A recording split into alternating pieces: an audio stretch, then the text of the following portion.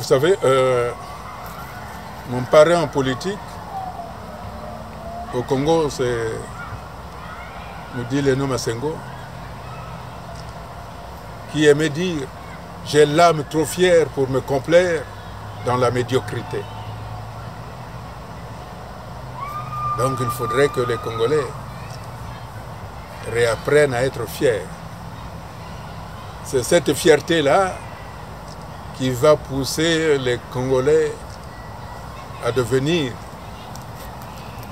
les Congolais qu'on admirait jadis. Quand un Congolais jadis allait à l'étranger, toutes les portes lui étaient ouvertes. Et en France, l'homme politique qui m'a reçu, c'est l'ancien Premier ministre Pierre Messmer, qui m'avait dit ceci: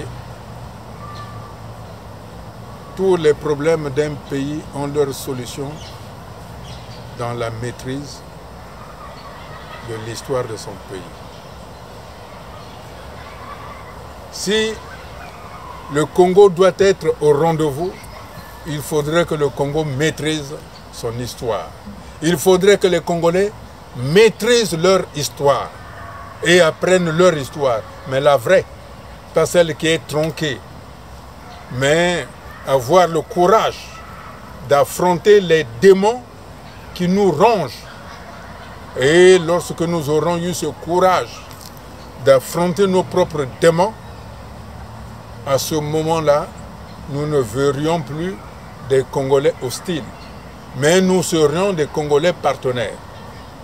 C'est en cela que le Congo redeviendra un grand pays, parce que le Congo se sera réconcilié avec lui-même, parce que les Congolais se seront réconciliés avec eux-mêmes.